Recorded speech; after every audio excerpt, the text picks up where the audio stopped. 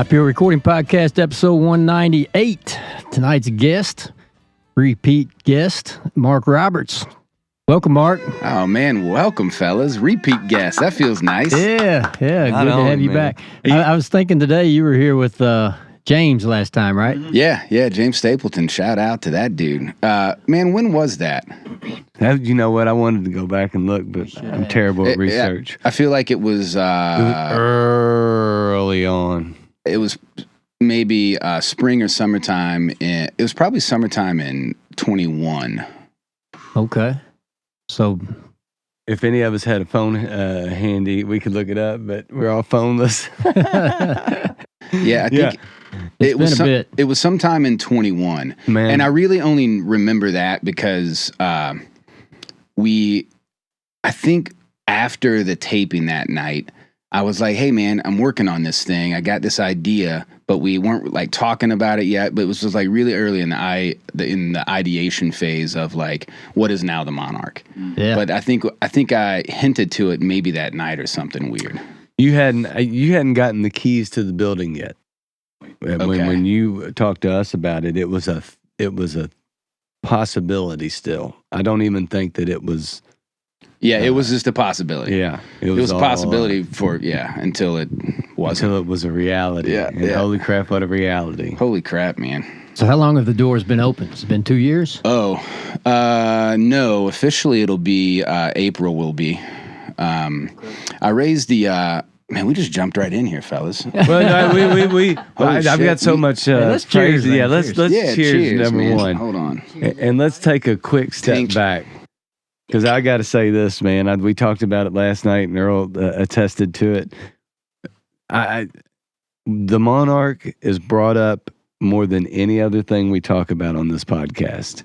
Oh, man. It is a definite. It gets brought up nearly every episode. I mean, I've been on here maybe 16 episodes, and we've mentioned it every time. Are you serious? Every episode, man. single time. It is. It is talked about constantly in the room. It's never not mentioned. If it's somebody that is local to this place, we talk about their experiences there. If it's somebody that's coming through, they know about it. Yeah, if we haven't brought it up, the artist will bring up the Monarch. I mean, even when Sydney came in, she mentioned how she had just played the Monarch. Man, that makes me feel so good, fellas. I can't even tell you. That's really cool. Thank you for sharing that. It's the gospel in this place, man. There's a few things that are the gospel, and the Monarch is definitely one of them. You trying to make me cry at the beginning of this podcast in this room right now? Yeah. That's been my thing the last couple of episodes, trying to make somebody cry. Oh, man. That's really special. Thank you. That really means a lot to me.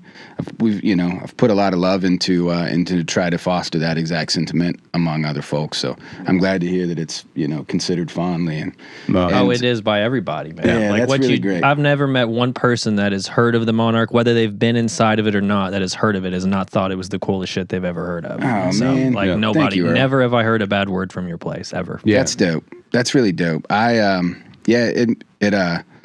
It means a lot. I've heard you guys talk about it several times on episodes that I've listened to, and thank you for the love always, fellas. Easy. I really appreciate it so much, man. To love, Well, I've heard it several times, but I just didn't know it was every time. It's every time. Yeah, it's wild. Every time I've been on here, I've mentioned it, or like I said, if one of us didn't bring it up first, an artist brought up the Monarch, and so I mean, what you do is. I talked about how I think this podcast is special, but what you do is you're doing something like I don't know anywhere else is doing what you do at the Monarch. Mark, it'd probably be interesting, too, to hear a lot of times where it comes up, we always ask, we've always asked in the past for people to share, just for fun, what's a nightmare gig or what's a gig you remember for just something bad that happened. And then Neil and Earl kind of has slowly transitioned into also the other side of that. What's a great gig? Yeah. And that it's almost always, we just played a great gig at the Monarch. Yeah. Man, that's so great. Yeah.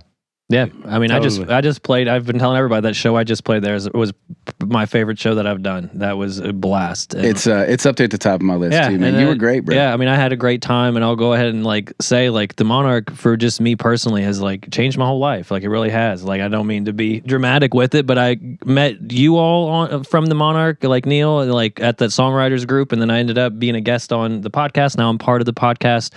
Met Luke Powers through the Monarch and Tyler Hood, and now those are buddies of mine. I sing on Luke's fucking album. Like, that was a dream of mine to work on someone else's project, and I got to do that because of you. And so, Man, without the Monarch, I don't know where I would be, but it certainly wouldn't be in this room. So, thank you. you're welcome.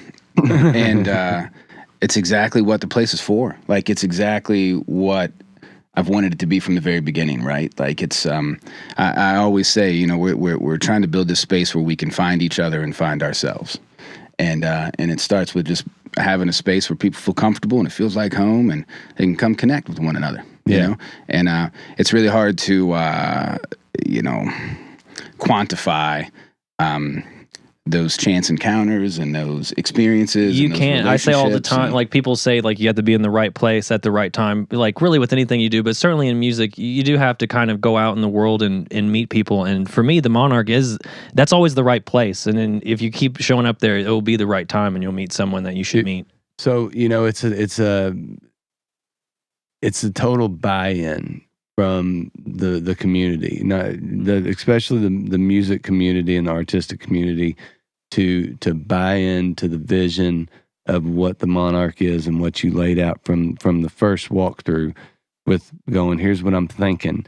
You know, I was telling Brad, and we talked about it a little the other day on the podcast, actually. You know, when you were first talking about this idea, for me, it was, I'm totally idea driven. I love the idea, but I was like, he's not selling anything. So how are the doors going to stay open? That's a good question. I get the vision, but you know, everybody sells something. This is so thoughtful in the reasoning for its existence. It is about exactly what you said. It is about building that community from the ground floor, getting these idealists together in a room and really paying attention to what's going on.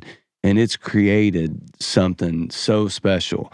You know, the buy-in that I've seen since that first conversation that we've had has just been so awesome to see, because we've had so many people come through this who just totally believe in it.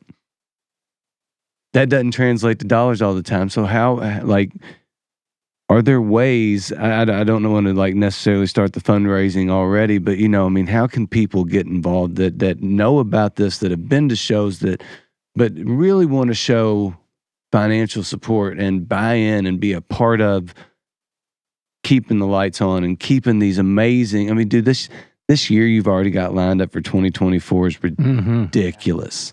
I'm really excited for it. Yeah. It's mind blowing. So it's not necessarily, it's just like there's so many crazy things going on. I know that people are going to want to be involved in it in ways that are just more than showing up and you know. Well, it's, I'm glad you asked, because we need that, right? And it's really easy. Just be a member, right? Being a member of our space, that's the way that we want to keep the doors open. And I don't want to sell anything. And so, well, the thought was like, okay, how can we make it work? Well, we're trying to build a community. Let's create a space that can be supported by the folks that want to see something like this exist in our city, right?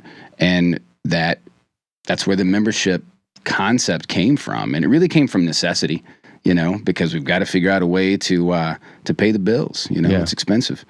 But we're not there yet. You know, we're not sustainable yet. And we, like, that's the real thing. My appeal to folks that are here would be to, hey man, that are listening, would be a member.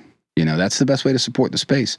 And as a member, you get access to that place 7 days a week from 8 a.m. to 1 a.m. You come and go as you please. You know, this isn't, man, I've been working really, really hard to build this thing and to create this space, but this isn't my thing. This is our thing.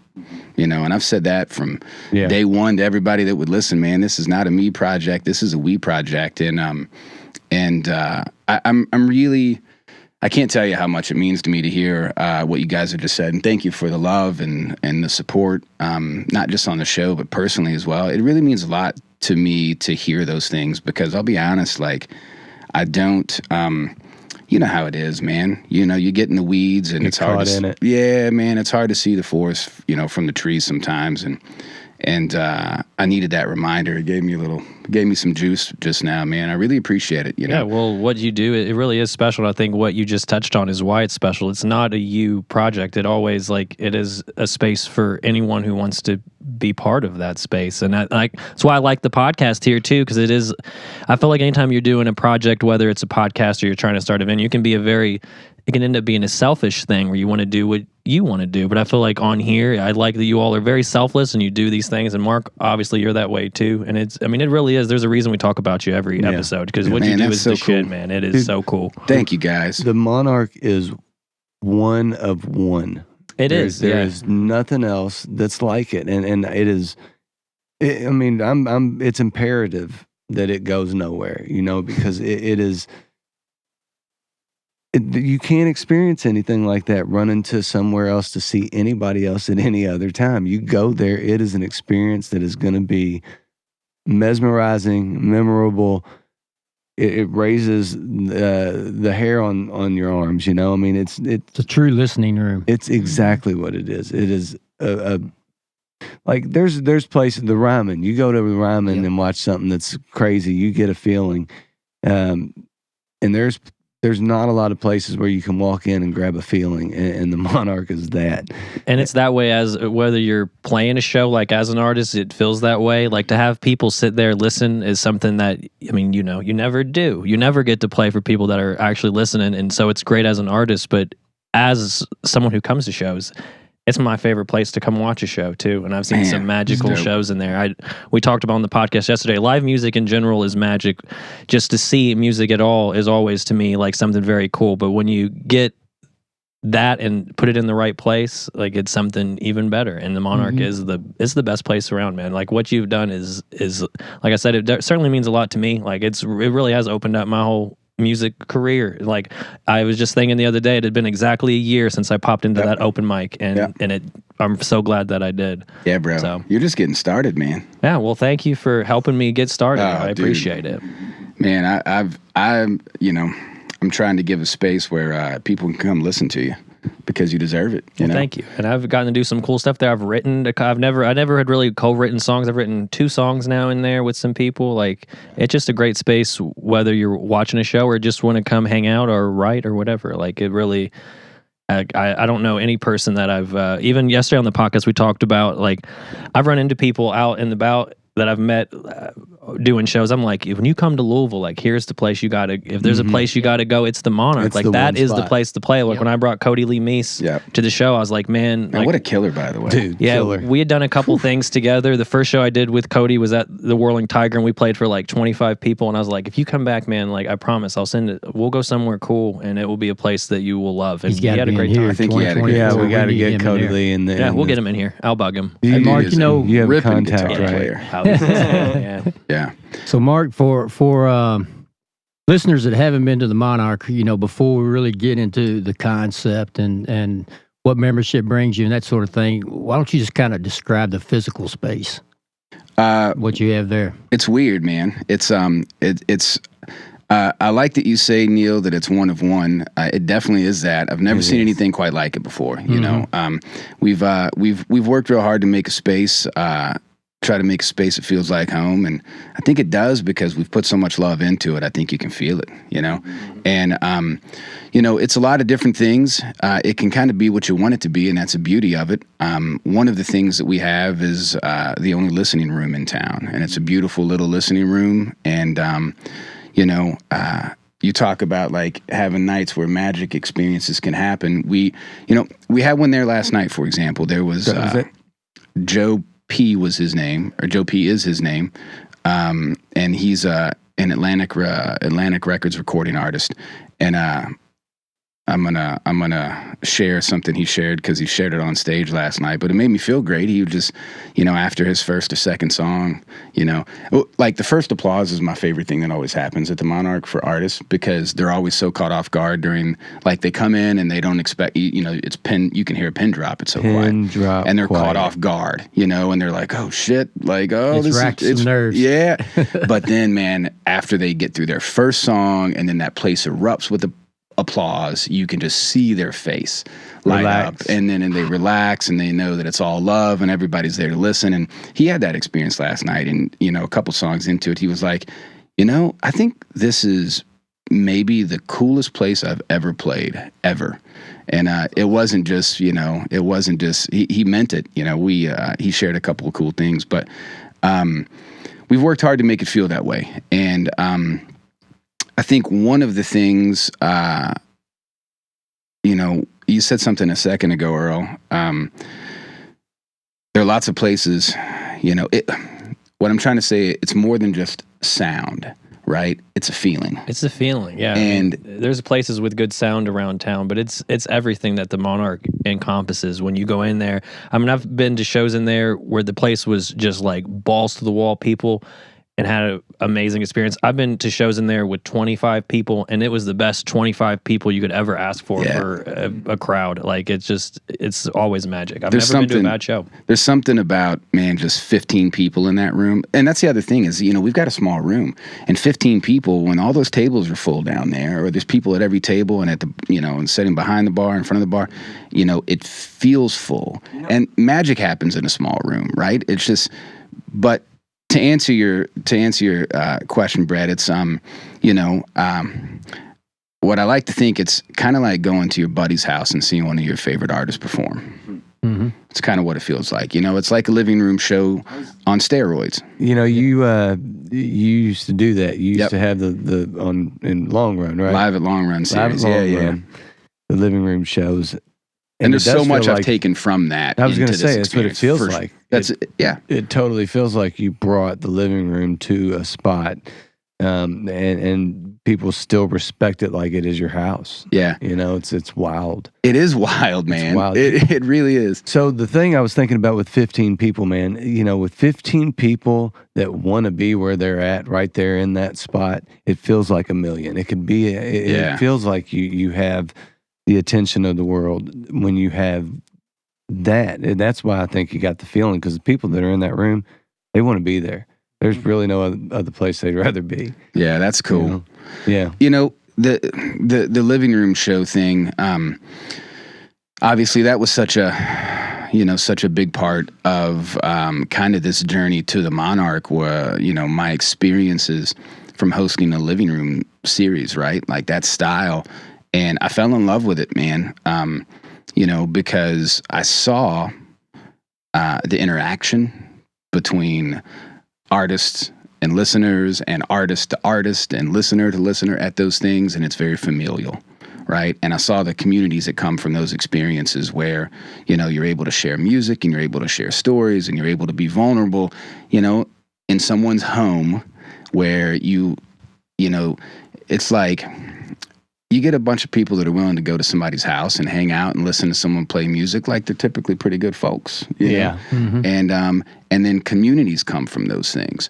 And that's what I really, really quickly fell in love with. Like, my girlfriend Vanessa, I met her, for example, speaking of community, I met her at my house.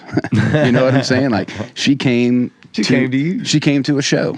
I met her in what is now our kitchen, she came to a show, and it's, it's just a form. It's a type of connection that's really difficult to cultivate at a bar or a loud music venue, where you're not really interacting with people you don't know. But, when you're invited to the dinner table, everybody's family. You know what I mean? So, and that's one of the things that I do, that I think is probably really important. And, you've probably seen me do it a gazillion times there. If somebody walks in, howdy, friends, every time I see somebody walk in the door, howdy, friend, welcome. And then I'll say, hey, if you've never been in before, this is a communal space. Upstairs is off limits tonight, but here's this restroom, here's that restroom. There's refreshments in the kitchen. We don't serve anything more than water. If you're looking for something else, you can go 100 paces to your left to the liquor store. We got a beautiful private back. And I do that with everybody, and then it just kind of helps, I think, probably set the tone a little bit. Yeah.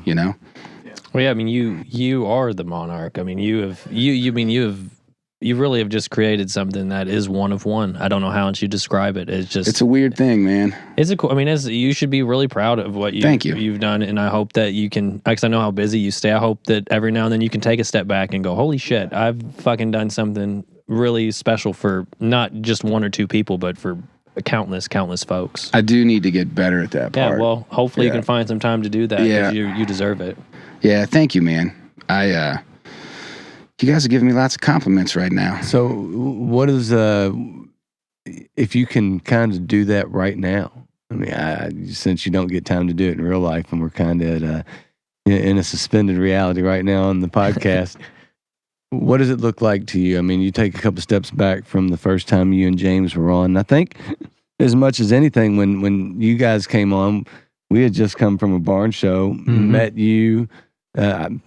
I think we met you at that show. We did. Or prior to with Dusty. I was first introduced to Top Hill through Dusty. Dusty had done the show. And then I think Dusty invited you guys out to the barn. Yeah. And then we ended up, doing the podcast, and it was just so from that point to the vision to if you can take a couple big steps back and just look at where you're at and not thinking about tomorrow, not thinking about what is to come and all the things you got to do and the boards that you got to tighten on the fence and all the other crap that you have to take care of and the phone calls and the emails.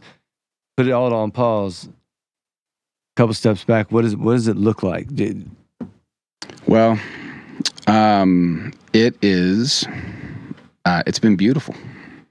I'm lucky, and we're lucky that we have got to share the experiences, I think, with each other that we've been able to in that space. I selfishly, I've created a space that allows me to do my favorite thing, right? Which is listen and learn and connect people and, provide a space where we can grow, and I'm really, really lucky, so stepping back, I mean, I've developed a lot of new friendships in the last year and a half. I've met a lot of new folks that I would not have known, maybe. And I guess really at the end of the day, the opportunity to find, the opportunity to make friends is, it's not much more important than friendship, right? Relationships is where it's Relationships are where it's at, man. So I'm really lucky. I'm grateful, and I'm really grateful to hear what you guys shared about the reception, because that's a thing that I don't necessarily know. I think, but I can't guarantee. And I also know there's been a lot of misconception. There are a lot of people that I don't think from anybody that actually knows me. Like, I think when people know me, they know what I'm about, and they know what the space is about, and they know, we're working hard trying to figure it out and make it work, And I've been very upfront. Hey, I've never seen anything like this before. I'm making all this shit up as I go, and, but, I know there are misconceptions about the intent or the space or the thing, because that's just a natural thing, and I've heard them from people.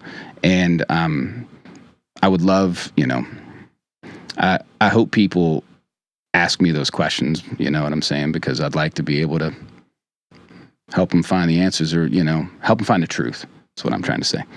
But yeah, I don't know, man. It has been a really beautiful thing. And there have been more moments there since we opened those doors technically last April that I ever would have expected, you know. And I think I've probably hosted. I was looking up some stuff today, actually doing some stats for, you know, we're approaching kind of the end of the year, and we will have done about 120 events this year. Nice. That's amazing. Yeah. That's wild. That's And amazing. you know, and then I don't remember the number off the top of my head of what we did in 22, you know, but 40 at least, you know. So we've done, you know. So here's how it went. I raised the first dollar for that place, for this organization, April of 22. So, actually, shit, you want me to just tell you the whole story? Yes, Yeah, please. Yeah, Okay. go ahead. So I am, you know, I'm a music lover. I'm not a musician. I don't consider myself a musician. You know, I know enough to be dangerous about a couple things. I like to bang on drums with my buddies, and I like to write a little bit. But I worked at a recording studio over 20 years ago. That's what I always wanted to do. And then, you know, life had other plans. I started a small business here in Louisville that I worked my ass off on that for a long, long time, 14 years. And we did a lot. City Scoot? Yeah, City Scoot, man. That was another weird one. That was another one of one. One of one. Absolutely. It was another Dealing weird with one. a bunch of drunks. God bless you. Every night, herding cats, man. Yeah, no doubt.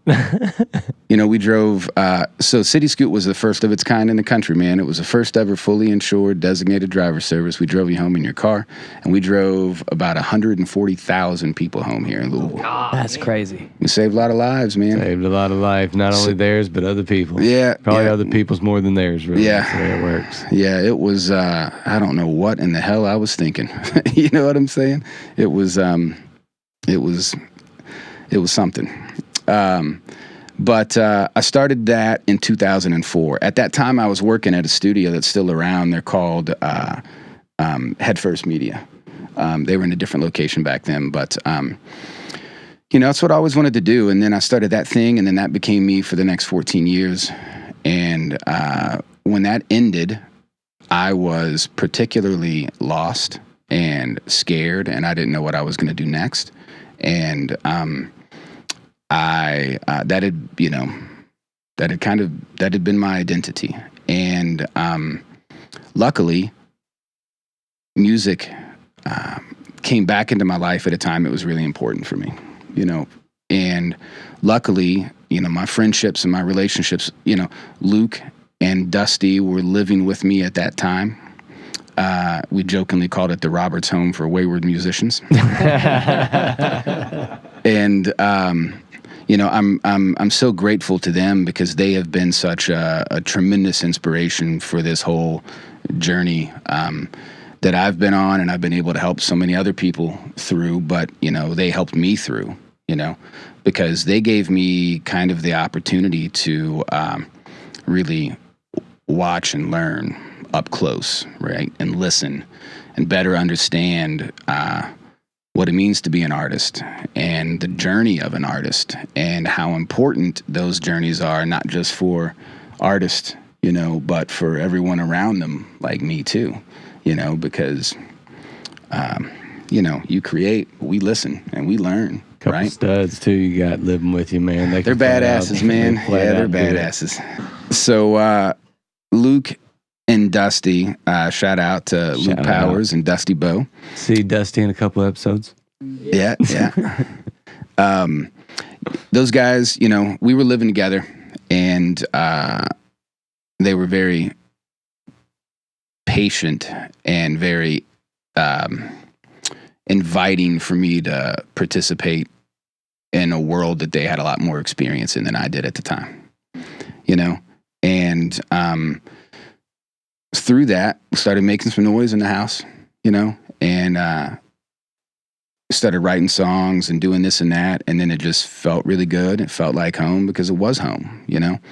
And then we started inviting people over to hang, and we would jam, and these things would happen. And then just had such a great vibe to it. We were just like, dude, we should just make this a thing and invite people over and just do shows here in the living room. So what about the jam sessions gave you the thought to go, dude, this is pretty badass? And it seems, did you ever play a live at Long Run? Did I ever play? Did you ever play a live at Long Run? No. See, I mean, your thought immediately about hey, this would be cool was immediately about other people in your house.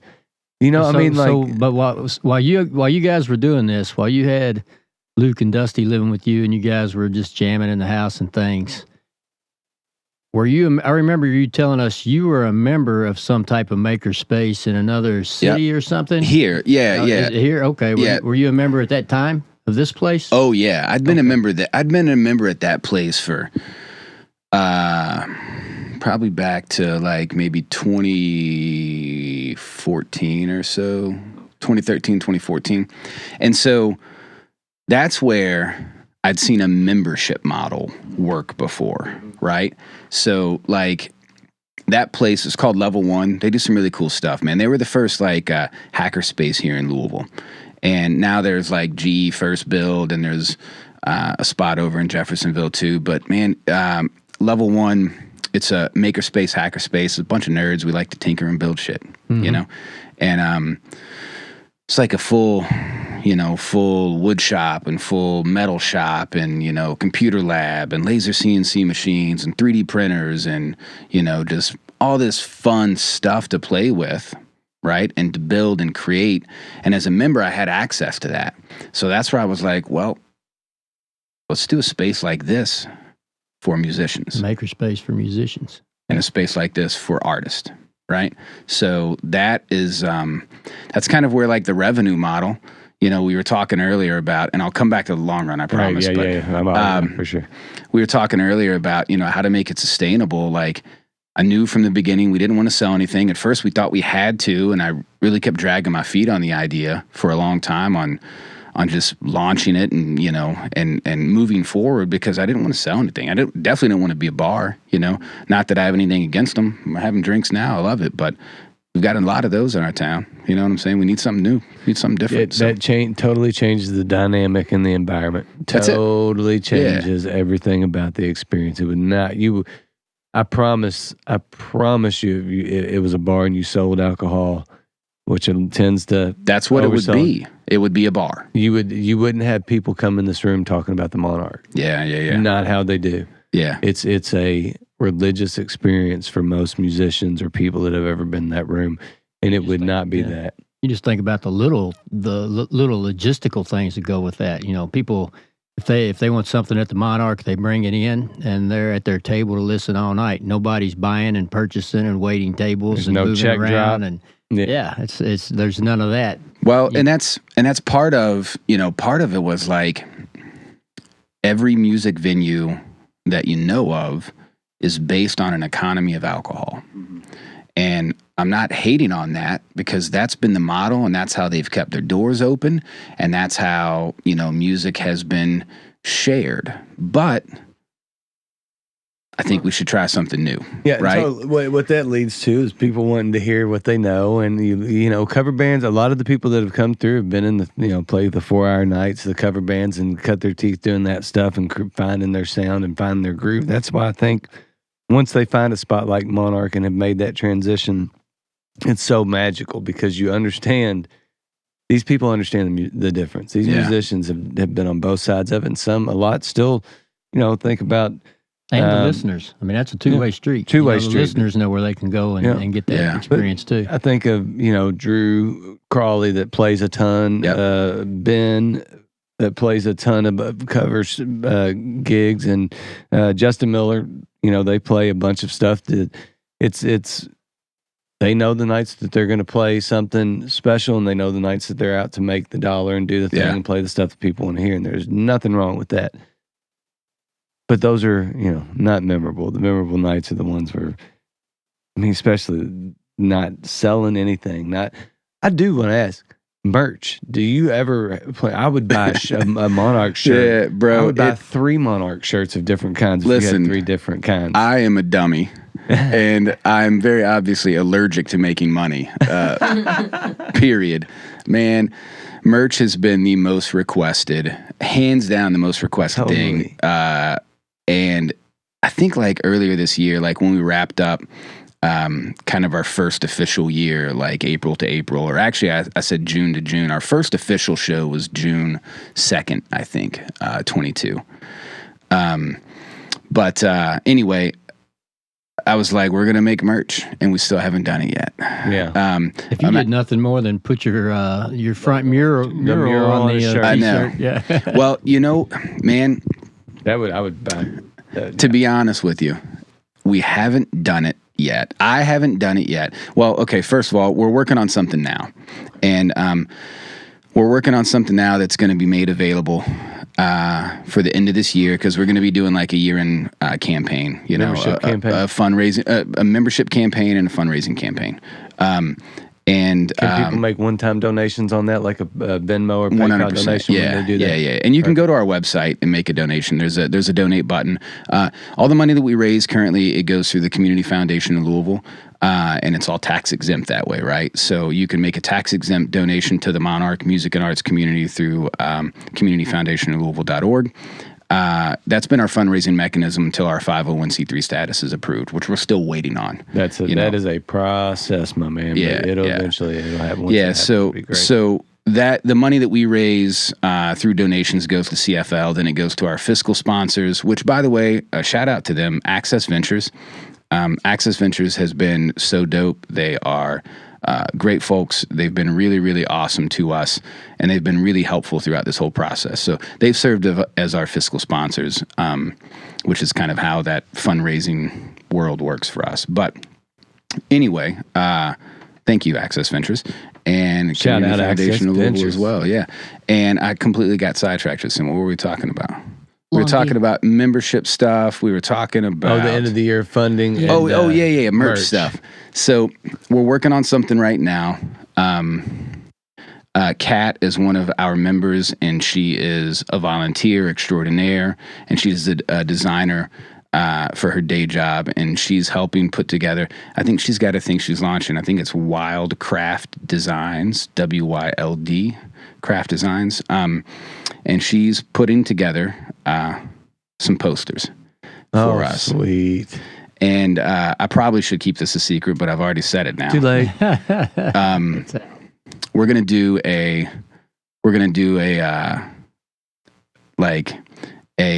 what am I trying to say? Like a festival style poster of all the performers for each year. That's sick. Yeah. Dude. That is sick. It's gonna be cool. I'm really excited about it. So that'll be the first thing that we do, and that'll be a thing that we do every year. And we'll do it every year at the end of the year, and it'll be tied into kind of a fundraising campaign, for us. And, you'll get the poster as a gift or that sort of thing. But I think it's going to be really, really cool. Be killer. Those are going to be cool in your space year after year. Yeah. Oh, yeah. Yeah, man. There's a lot of cool. I'm really excited about it. I was going like this, and I already found the spot. Right there on that wall, right behind it. Well, I think space. I think what I'm going to do, this year, I think we're going to do two, because we didn't do one for 22. We did our first show in June of 22, and I want to honor those and capture those too. So I think this later this month, with everything goes as planned, we're going to make those two posters available. So 22 performances, 2023 performances. It'll be dope. Beautiful. But back to the merch thing. This is I'm saying this very intentionally to everybody that's listening, because I don't know what our logo is.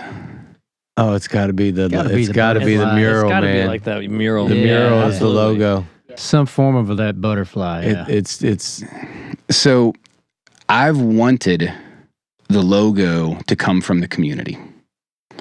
I have been using placeholder stuff, and our friend Lee from Glory Days made some really cool. He did our website for us. Oh, cool. Lee's great. Yeah, and he did logo stuff for us too, which is dope. And I've been using kind of placeholder stuff, but my plan has always been, like, my thought always was that this shit it'll happen very organically. It'll come from someone in the community that they say, hey, what about this? And I'll be like, that's it. And that's how the mural happened.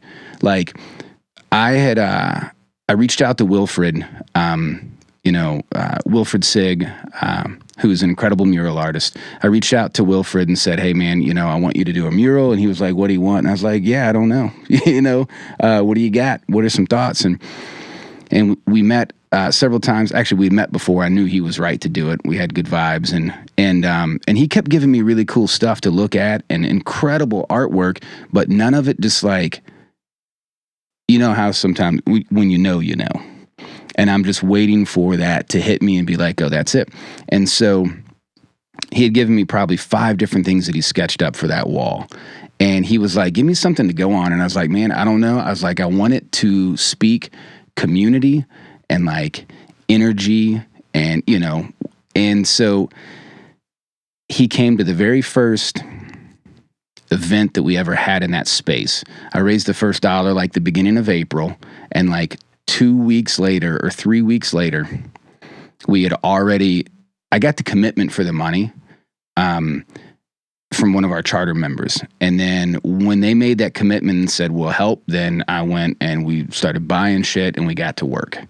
And we've done all that work ourselves. It's all DIY, right? In true essence of the space, that's how it should be. And so within probably 2 weeks, we were like, let's have music here and see what it feels like.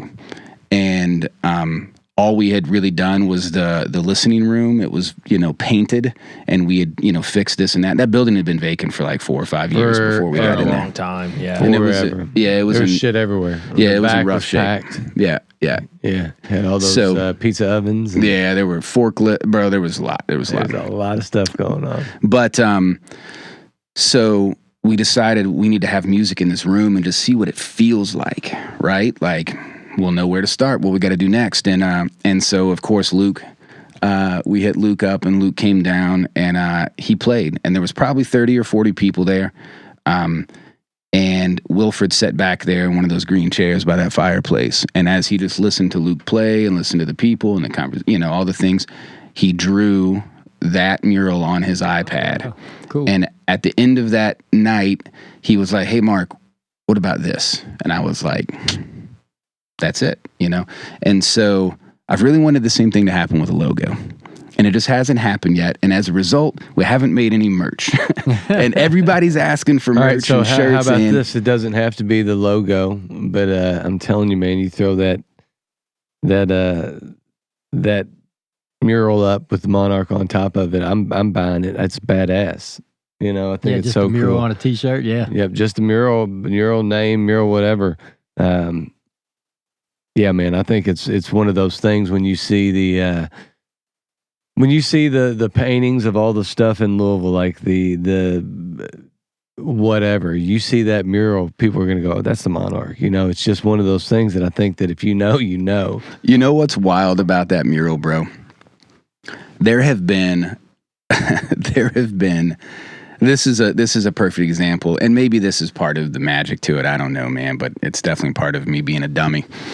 There have been thousands of pictures taken at that mural. And because, I've got a Ring cam overhead there and notifications when, on the front. And the amount of photo shoots that happen on that mural, bro, every day, it's unbelievable. Is that right? Yeah. It's unbelievable. Yeah. I mean, thousands. And I'm talking young, old, everything in between. It's families, it's individuals. You wish you would doing put the Monarch on there somewhere. Bro, I don't even have a sign. Right? I don't even have a there should be something that just says, hey, tag us. Like, here's our social. None of that. You know what I'm saying? And that's just, anyway. Before I get too sidetracked, I'll go back to the Live at Long Run thing. Okay. Finish telling you the story. Perfect. So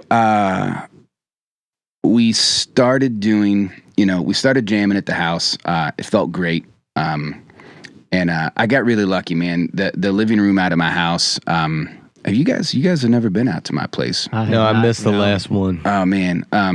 We'll hang out sometime. We should get together and come out. I can jam in your living room, man. Yeah, Without an audience. please do, man. My living room sounds really great, and it feels really good, and it's just got a really great vibe to it. I live. This is a longer story, but I live in the house that I grew up in.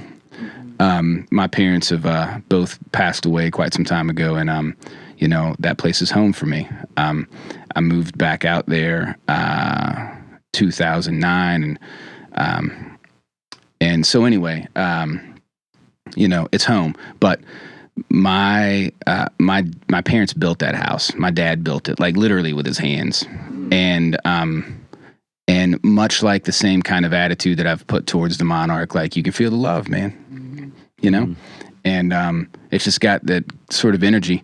And so that became apparent when we started making noise out there, which was just a thing that I had never done in my life. Like when I was a kid, when I was in high school, I played guitar, and we, me and the buddies had a band, and we would jam down in the basement, but we had never like played in the house. And, so that's what started the thought of, dude, we should share this with people. Like this feels really good, and these nights are great. And, I'm in the position where, I don't have children, right? Family, all these things. I was like, let's have people to the house and let's share these nights. And so then we started doing that. And then it became undeniable how great those experiences feel to artists and listeners. And then I started to see like the communities that come from those experiences, and people are meeting each other for the first time. And it was always potluck and BYOB and donation based and all the same things we do at Monarch for a reason. That's how I met James Stapleton also. Okay. He came to a show at my house, man, and he was like, hey, this is great. Love what you're doing. He was like, I built a little place for music too. I know. Yeah, a little place. He was like, you should come check it out sometime. Maybe we can do something together. And I obviously was just absolutely blown away by the barn that he's built. Well, I mean, wow. But, and those are two, that's a perfect example. Those are two, I've just mentioned, Vanessa and James, two hugely important relationships in my life that came from fellowship in music, right? And, so I was also doing nonprofit work at the time. And I was working for an organization called Green Hill Therapy that operates a 10-acre horse farm and a medical clinic for children with special needs. And I told you earlier, I'm allergic to making money, apparently. But so I had just enough entrepreneurial experience to be dangerous, and just enough nonprofit experience to be dangerous, and just enough musical experience as well. And then Dusty and Luke and I one night started watching this documentary that I went back months and months later, and Dusty was like, did you ever finish watching that? And I was like, no. And he was like, bro, you should. I think you're really, really, really going to love it. And it had a really profound impact. And it was you've probably heard me tell the story, Earl. It was Echoes in the Canyon. And it's a Jacob Dylan film about Laurel Canyon, California in the late 60s. And it really blew me away. And I listened to all these incredible artists tell these stories and all these interviews. And it was, it was about all the art. It was about that scene at that time, that period of time, and all the artists and all the music that came from that place. And it was the same place, in the same time. It was really overwhelming. And, it's like the Beach Boys and the Byrds and the Mamas and the Papas and Joni Mitchell and, Neil Young and Crosby and Fleetwood Mac and Linda Ronstadt and Tom Petty and the Eagles and just on and on and on. And so I hear all this, and what resonated with me actually kept me up all night. What resonated with me was like that happened because they were a community, right? Like they all hung out at the Troubadour, and they all cut their teeth there, and they started working together, and they started playing together, and they all lived together in a handful of houses on that hillside. And they supported one another. And as a result, it birthed some really, really important and successful and influential and, magic, right? And so that night turned into a lottery dream for me, actually. But that became the inspiration for the Monarch, to try to create a space here in Louisville where we can bring artists together in a space that feels like home, where music and the community are the priorities, and that's the mission, so that we can foster a stronger sense of community, right? And so that's what it came from. Lots of different inspirations, along the way, and admiration from my part, because I'm not a musician, but I love it, and I know how important it is in my life, right? And it's what I've always wanted to do, but I never did it. But I'm able to help other people do it. Oh yeah, man. You provide a very, very important place, very, very important place for musicians, man. Obviously, just from being in this room the past year, 2 years. Yeah, I mean, it's the most important place in the city. It really is. The most important. Like I said, it is one of one.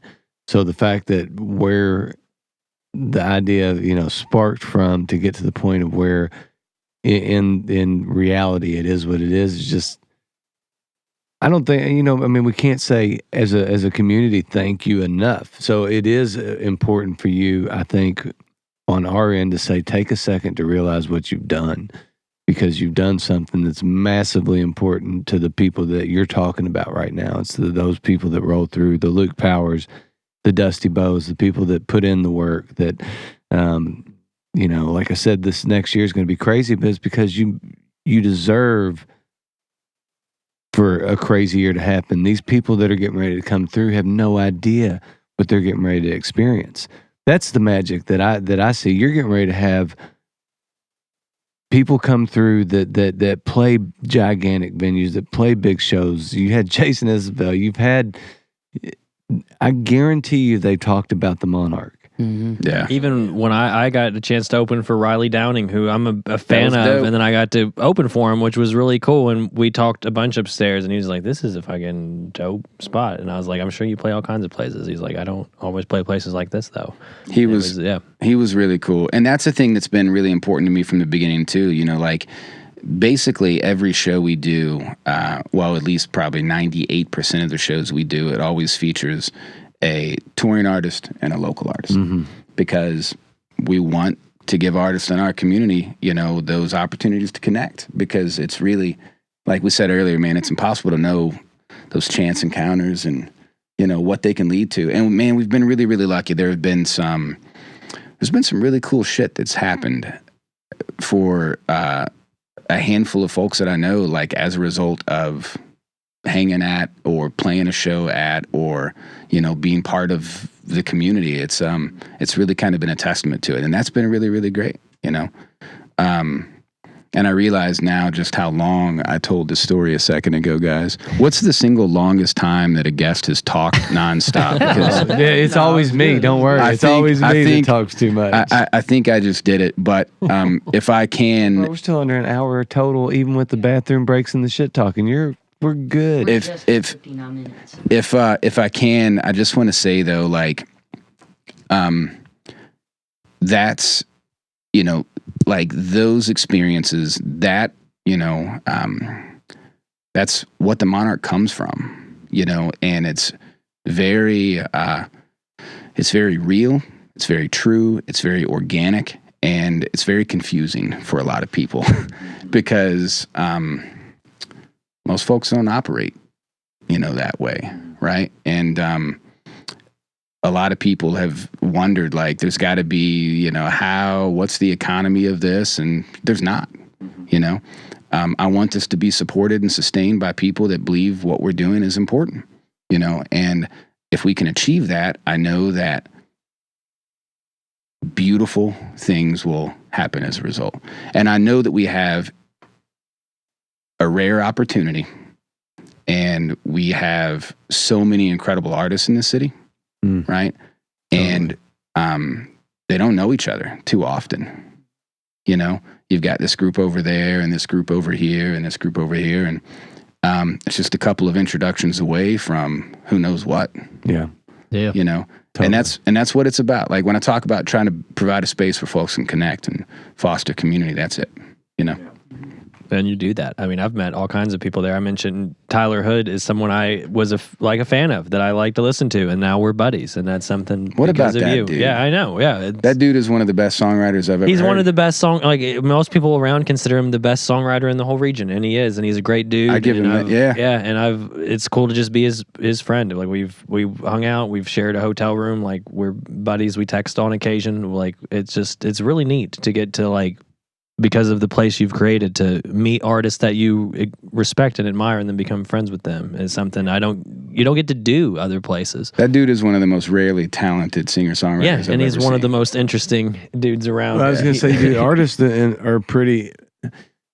A lot of artists are very, very introverted. So when you do get in a space like that, it gives you a little bit of a comfort, a little bit of a safety blanket to be able to talk to other people, because everybody knows why they're there. They're there to listen to music, talk about music, write songs, do other things. So there is a big comfort where you can kind of let down your guard a little bit and say hello. Because I'm like that. If you've been around me long enough to know, if I saw Tyler right now, I wouldn't think he'd know me, so I wouldn't even probably approach him and say hello. Just because I'd go, man, he ain't going to remember who I am. He's done all these shows, this and that. But, he's been on the podcast. It's just, that's how I think a lot of people and a lot of musicians are like that. So to have that spot where you can go and feel at one and you at feel peace. welcome there. I mean, I Totally don't like welcome. ever since that, even after that first time a year ago when I went into that open mic, every time, like I met a couple people that day, and there's still those same people say hello to me when I come in there, and it's Yeah. really cool to come in and people know who you are and want to hang out and say hi and ask what you're up to, and it really is like a little family. Well, It's man, cool. I'd be remiss to not point out you made quite an impression that day too, bro. Yeah, well, You're I dope. kept bugging you to Earl get a Bowman's key. dope. Yeah, he made it. Well, and one thing that being an outsider and being young, very young, that the things that are happening right now, not only between this podcast, the Monarch, but also Louisville, Kentucky as a whole, and Kentucky as a whole. Everybody talks about Nashville. Everybody, talks about how musicians should go there. But something that I realized the other day while talking with Dusty and Scott T. Smith, Earl, and these two guys here, is that slowly but surely, Louisville, Kentucky is starting to build that old school Nashville community 100%. that people are trying to seek out. And because the singer-songwriters, they're hungry and they're looking for that new place to where it's like this place is nothing but community of musicians, of songwriters, of people who want to do the same things and achieve the same goals. But I want to thank not only the Top Hill Recording Podcast, but also the Monarch and Earl and everyone in the community, because like you said earlier, Mark, if it takes all of us. Yeah. It's not just one group. It's not just this little bitty group of 10, 15 people. It takes the whole city and the whole community to come together. And we're slowly but surely starting to come together and build. I almost want to say and kind of predict the future a little bit. I feel like this spot is going to be the new Nashville within the next 5 to 10 years. Indy and Chicago's 5 or 6 Chicago and hours. Cincinnati. And, Even Pittsburgh's less than 6 hours. bro, we are this geographical hub, Mm-hmm. and it's wild that historically so many artists, they drive through Louisville all the time on the way to where they're going. We're trying to give them a reason to stop, Mm-hmm. And there are new artists that are moving to Louisville now, and there are a couple that I've heard from the Ruin Brothers, for example. I was about to bring them up before we got cut off. Was like they're fucking amazing. Dude, they're incredible. They're incredible. The They're stuff they're incredible. putting out is like, I listen to them all the time. Like the And they're records lovely, they make, lovely great people. dudes. That dude Henry was just the nicest fucking dude you could ever meet, and it was so cool to my bass player Jason was like, you know who that is? I'm I do know who that is. Yeah, I know. He doesn't realize how shook some people get when they yeah, meet Jason still talks. He's like, we got to go see his studio. I was like, well, I'll hit him up. Yeah, people get shook. Man, he's they're great. They're great. But, they're a perfect example of, they came from England, and I may mix this up, but yeah, they came from England to Los Angeles and then to New York, and now they're in Louisville. Yeah. Right. And they're just great. I mean, what a cool thing. I mean, they're not like just a cool band that no one listens to. I mean, they got like 70,000 monthly listeners. They're putting out records that are just fucking slap. Like, they're amazing. They're dope. Yeah, and they're just good dudes. Like that Henry, like, was like you don't expect to meet artists at that level that are so just chill. Like, you would never thought that he was like kind of a big deal. Yeah, man, I can't say enough great things about those dudes. They've been incredibly supportive. Henry, and Rupert, man, they're homies. They've been, I'm really glad that I've met them. That's a perfect example. You asked me earlier if I take a step back, and I was talking about relationships and friendships. Man, I'm lucky. I've met a lot of great folks. Before I get also too sidetracked, you guys have been gassing me up, man. You guys have been gassing up the Monarch, and don't get me wrong, I love it. I appreciate it. It makes me feel weird. I'm not good at compliments. I'm not good at compliments, but I'm glad you're all laughing because now they're about to flip this on you fellas. Dusty and I were having this conversation just yesterday, actually. And, you guys are doing a lot of incredible work. And you guys are giving a voice to a lot of artists that otherwise may not have that platform yet or whatever. There are a lot of artists that I've discovered from this show that I have then invited to come play at the Monarch. And, there are a lot of relationships that have come from this thing too, man. And you guys have figured out a way to do a thing that I don't know how to fucking do. Like you're capturing the magic in these moments and you're sharing them with people across the interwebs, Well, we appreciate that. It's funny how interwoven I feel like Top Hill Recording Podcast and the Monarch seem to be, even though we and you don't get to spend as much time together as busy. We'd like to. We're doing our shit. Totally. But it's definitely interwoven. For sure. It crosses all the time. And, I definitely didn't want to let tonight pass without bringing up a few things. We loved One Mic at the Monarch. It was so cool. We loved it. And, and you guys are the first and only that's ever done that there, by the way. And there's just a few things that we just needed to change. It's just the logistical things, and we just never had a chance to really hook up with you and say, hey, these are some things we need to do. But we let's just do them talked the again. other day. That's probably the thing that I want to most see happen with Top Hill Recording Podcast again, is get back to some type of regular One Mic at the Monarch, because that was cool. So, I will say this, the biggest disappointment about, not even disappointment, the biggest thing that sucks about doing the podcast and having the editing and all that process is I don't get any time at the Monarch. So part of the One Mic or just even doing something at the Monarch would be very selfishly for me to be able to be at the Monarch. Let's do it, bro. Okay. Let's Yeah, figure it's it nothing out for big. sure. Yeah, it's just the only thing we need to do is to This get is the all sound. Brad, by the way. To get the sound we need, we just gotta work on the mic placement just a little bit. We're actually doing multi-track recording now.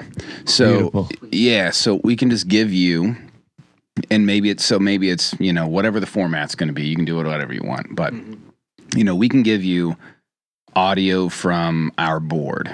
So we're doing multi-track out now. I've just started experimenting with, but Neil, you and I've been talking recently, man. You hit me up sometime recently, and you were like, "Hey, we want to do something." Here's the idea. Yeah. Top Hill takeover, right? Yeah, man. See, because I'm almost at the point where I do enough recording and editing. I mean, we can always do the something there with that, but I would rather just showcase these musicians and have a night where, if it's a Top Hill takeover once a month at the Monarch, where the musicians that came in that month, they come in and do a set. I think it's cool as shit. Half an hour each. Just enjoy the show. Yeah. Come to the Monarch, man, there have you the go. night. Not worry about videos. Not worry about anything. It's just I do feel like Brad said, so tied in because of the amount that we talk and because of the overlap between artists that have been here and artists that have been at the Monarch and are kind of cutting their teeth on both. Really given that relationship a little bit of a seat at the table. Here's, you know, these 4 new artists, or, you know, maybe 2 new artists and 2 artists that have played here before or whatever, and we bring them and hopefully get new eyes in the Monarch, new people through the door that have not walked through there before, not understood how amazing both on the audience side and on the artist side, but mostly for me the showcase for the artist, but getting new feet through that door to see what a special place that venue is, and how important it is that it's a necessity to this community. It is an absolute necessity. So I think the more, you know, like the stuff that you got coming up is going to be huge for the Monarch, which we'll talk about next, moving into the new calendar year. The acts that are coming through that place are just mind-blowing so far. We got some good ones coming up. I mean, just seriously. We've had a lot of good ones too.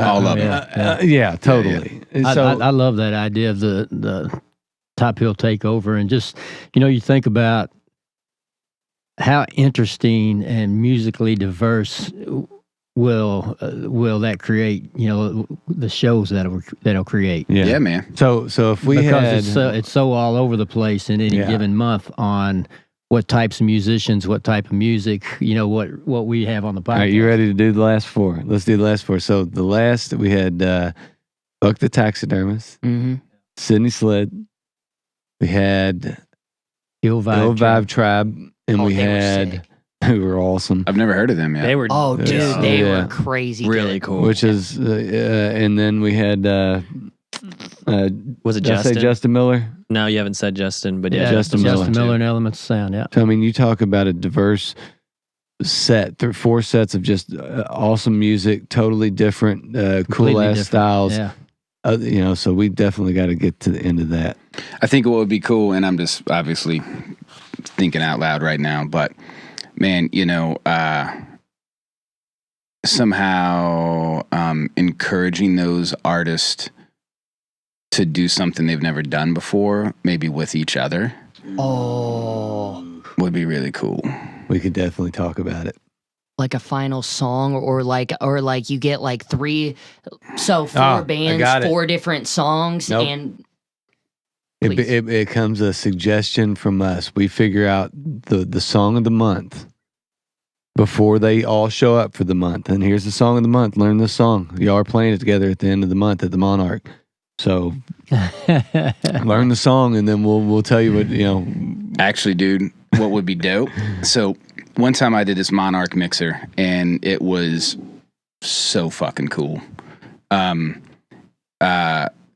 Anyway, part of that, it was like what did I call it? It was an experiment in creativity, collaboration, and connection, or something like that, right? And I invited a handful of artists around and a handful of stakeholders from the community, and it was dope. They all sat in a circle. Each artist got to share a song, introduce themselves, share a song, and then there was kind of like it was like a who's who of music stakeholders from our city were in that room also, and they got to hear these people, and they sat next to them in a song circle. And then the artists didn't necessarily know each other as well, and then afterwards split them up into groups at random, and we gave them a 30-minute songwriting challenge. Oh, sweet. And then they broke off into their groups. And so during the night while each artist was sharing, I gave out like little note cards to all the folks that were there to listen. And I just said, hey, if something strikes you, just write it down. Like maybe it's a word, maybe it's a thought, maybe it's a feeling. And so then we collected all those cards, and I gave those cards randomly to the artists as inspiration for the song. And they took 30 minutes, and they both group wrote a song, and then they came back and they performed the song, and it was cool as shit, bro. Anyway, maybe it's a thing. Maybe if all the artists could get there early enough, maybe they do a song on the spot. Maybe I wonder what happened with those songs after that night. They inspired a couple of things, actually. Yeah. There was some cool inspiration that came from that. And there was one artist in particular that I'm thinking of that hit me up and was like, I'd never done this style or whatever it was, XYZ before, but that night inspired me to try this, and it was a thing that they were really excited about. So that was cool. That But is maybe that's a thing that, who knows. But I love the thought of, not just giving them an opportunity to come do a showcase of them individually, but, Figuring out something. yeah, that could be cool. Brad, you asked early at the beginning of this talk, so now that people are hearing me answer it correctly, you'll have to rewind and listen to this whole thing over again, please.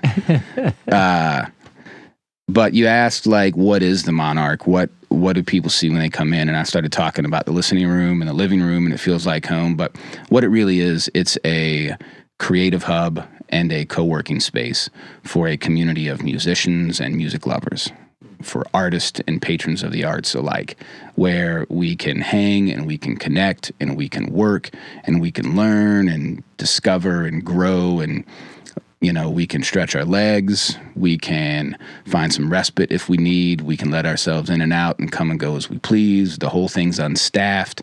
It's a membership community. You get a key card, you let yourself in.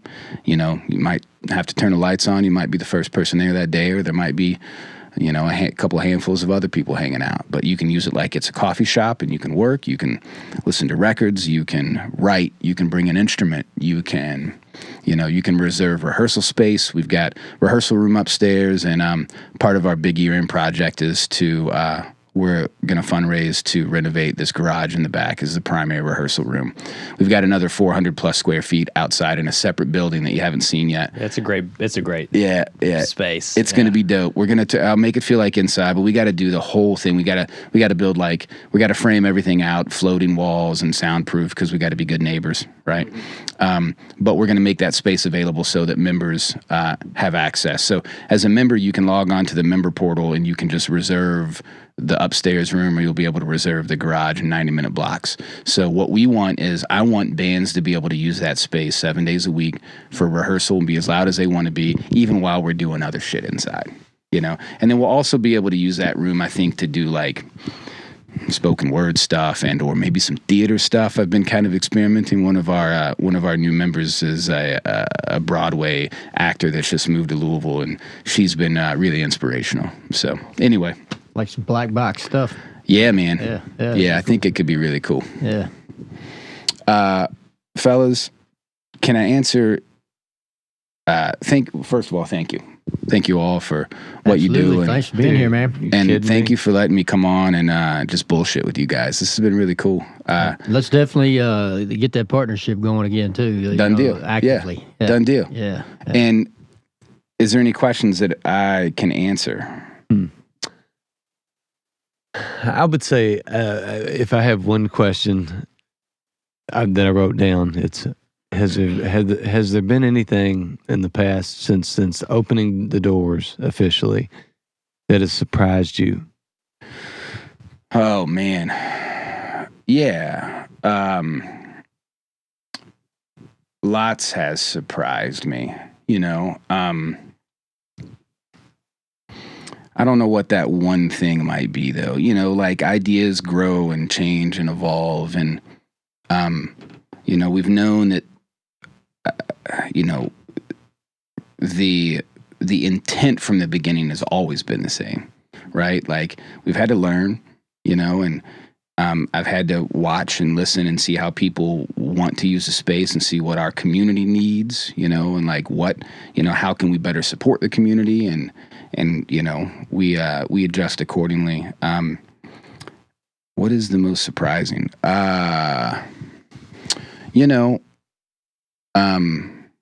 I think the thing that most people would be surprised by is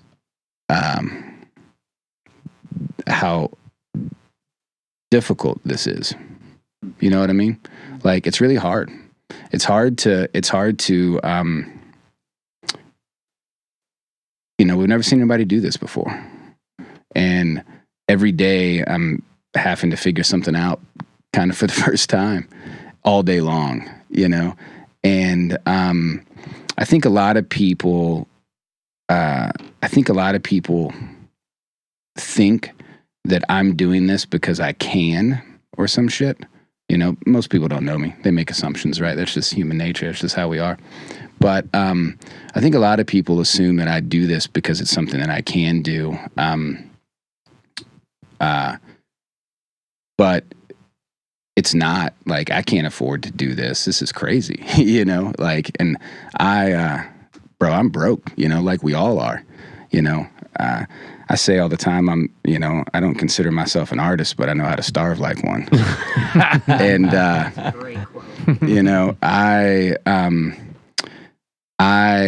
you know, this isn't something that I can afford to do, but it's something that I think we can't afford not to do. Totally. You know what I mean?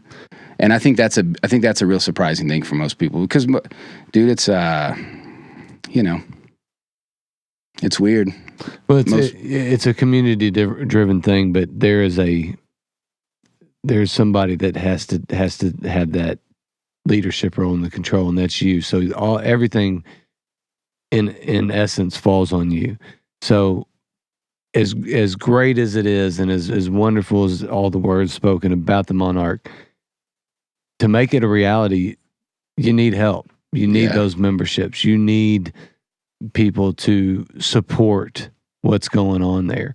And I think that, you know, it's everybody's responsibility to make that happen, not just yours. Yeah. I feel like that's part of our responsibility as members of the Louisville music community. I think that, you know, that's something that all of us probably need to take on a little bit more. We make no money here either, you know, so we understand that. But we do what we love, and we do what we think's important, right? But I don't think what we're doing here is nearly as important as that live experience in that room. So I mean, I'm reaching out. I'm saying this for anybody that's listening or paying attention. If you can support the Monarch with a membership or with a one-time donation, I say you got to do it. Please do it. It's super important that the Monarch goes nowhere. It is essential to the Louisville music community. There's no doubt about it. From personally being in the room and personally being in this room and hearing as many people talk about it as they do, it is very, very important that if you have the means to do it, do it. Thank you, man. And I can't say thank you enough for that. Also, you're hired. I don't know why, dude. You know how much money I raise. We can't pay you anything, but you're hired. You asked earlier, surprise. The biggest surprise is that I have not yet thanked all the people that helped me make the Monarch possible. And I have to say it before you guys cut me off officially. But it has been me and an army of people and an army of volunteers, and Tara Powers, who is officially an employee, which is wild. You know, we got a funding pledge so that we could pay her a little bit of what she deserves. You know, Tara lives about an hour and a half away. She works remotely, you know, for us, and she's incredible. She helps make everything work, and she's our director of operations, and she does all the booking and the scheduling, and she fucking kills it. You know what I'm saying? And Dusty and James and Luke and all the people that we talked about earlier have been such big inspirations and helps in so many important ways, and board members and all these things, and Dave Deans and my girlfriend Vanessa. I wouldn't be able to do what I do if it weren't for the love and support I get from Vanessa. You know what I mean? And I'm very indebted to her for that. She met you in the kitchen, man. She knew what she was getting herself into. Yeah, bro, she did. She did, I suppose. But you know, she helps me. She helps me to be able to help so many other people. You know what I mean? And there's an army of, you know, volunteers and charter members are charter members of how I've raised the money for that organization so far. They're folks that have made, you know, significant, you know, donations to help bring this space to life, you know, and we've got room for more charter members, obviously, but, you know, the cousin Daves and the Toms and the Petes and the Deannas and the Nicks and if I start naming them, I'll be here. You'll be doing all the names, man. It'll look like one of those keychain shops in a Florida surf shop. Before we do close out, though, what are the membership options or membership categories? You know, if somebody's interested in being a member. Yeah, it's artist membership or there's patron membership, basically. Okay. And so artist membership, it's $25 a month. As an artist, you get a key to the space. You come and go as you please 7 days a week from 8 a.m. to 1 a.m. Like we talked about, we're given writing, rehearsal, and performance space. We give you access to communal tools of the trade, and we're developing access to professional services. And, we're trying to provide this home for artists in our community. And then patron membership, it's $50 a month. Patrons are, the music lovers like me, right? And patrons of the arts. And they have access. So the Monarch it's really like, it's an artist collective that we share with patrons in our community because we need each other. The whole concept of the Monarch is based on this premise, like, we're stronger together, we're better together, right? Music brings us together we make a difference. That's essentially the mantra. So it's like, we share the space with patrons in our community, and they get to come in and out, let themselves, in and out as they please, and they also get to share in the magic of the space, and they get to see what happens there. And then there is a sponsor member level, and I've got to come up with a better name for that, and those folks, they basically, the real answer to your question is you can pay whatever you want realistically. And if you can't afford $25 a month, we'll figure out a solution for you, and if you can afford more than $25 a month or more than 50 or more than 75, great. We'll figure out that solution too. And then our charter members, the way that I raised money for the organization was creating 40 charter membership spots, and they started at $2,500, and it was for folks that wanted to see this place exist. And so they made a donation of $2,500 or more, which is how I put together the money to exercise the lease and to do everything. It's how we've paid for the space. Like you pointed out, we don't make any money. You know what I'm saying? We don't make any money from shows. We don't make any money from people being in the space. What we do is we make friends, and we make beautiful experiences happen for folks in our city. Man, thanks for coming out and thank you, catching bro. us up with what's going on. Man, I appreciate the shit out of you guys. Can't wait I can't wait to be back in the Monarch again, man. Soon, Top Hill Takeover. There we go. Here we Let's do come. it. Hey, Make it man, happen. love the new studio, Top Hill 2.0. 2.0. I love Bottom. There's Studio B. Studio B. Studio B. B for basement. Yeah. He gets it. Yep. What we said. Love you, brother. Thanks, man. Love you guys. Thanks, Mark. Thanks, fellas.